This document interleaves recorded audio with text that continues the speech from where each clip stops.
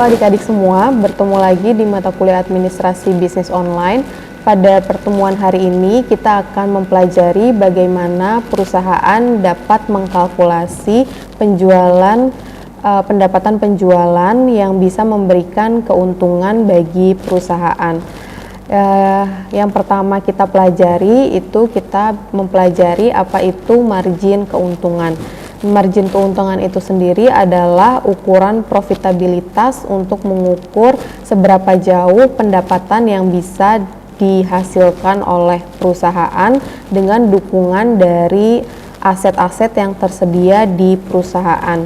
Kaitannya dengan sebuah bisnis, tentunya profit margin ini bisa menggambarkan bagaimana perusahaan itu dapat berkembang dan dapat sustain untuk keberlangsungan hidupnya di masa yang akan datang.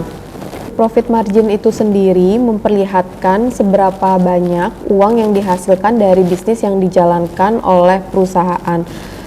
Selain itu juga dengan adanya profit margin ini bisa menentukan masalah dari harga jual produk, kemudian bisa memperbaiki ketidakefisienan dari biaya marketing yang dikeluarkan.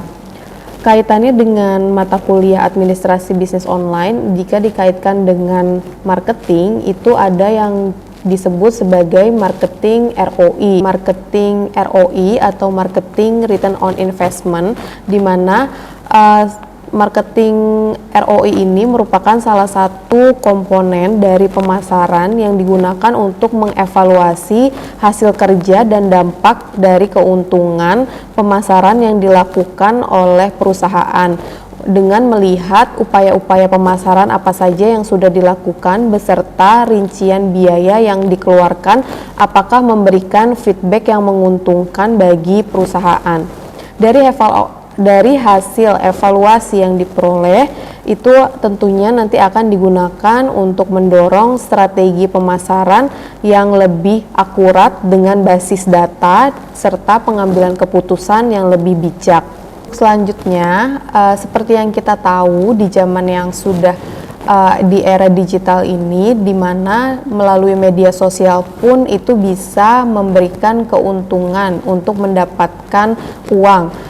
Seperti contohnya kalau misalkan sosial media kita seperti Instagram itu kita gunakan dan mendapatkan follower dengan jumlah terbesar, itu bisa memberikan pemasukan bagi akun tersebut. Atau contoh hal lainnya adalah misalkan kita memiliki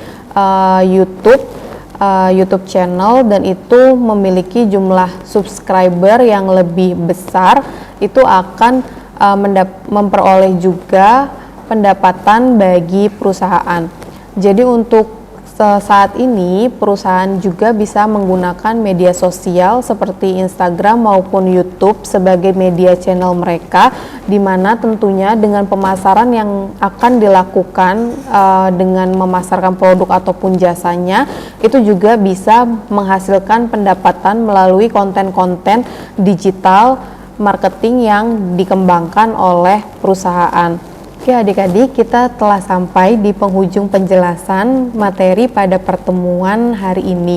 Untuk kesimpulannya adalah kenapa perusahaan perlu mengetahui untuk mengkalkulasi dari penjualan, itu adalah dengan tujuan perusahaan bisa mengetahui bagaimana nantinya dengan melakukan pemasaran yang dilakukan tadi itu bisa memberikan dampak yang besar untuk penjualannya.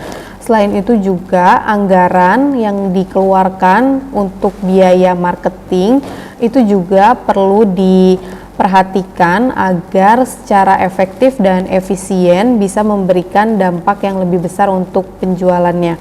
Oke adik-adik, jangan lupa untuk kuis pada pertemuan hari ini silakan dikerjakan dan sukses untuk kedepannya. Kita bertemu lagi di pertemuan selanjutnya.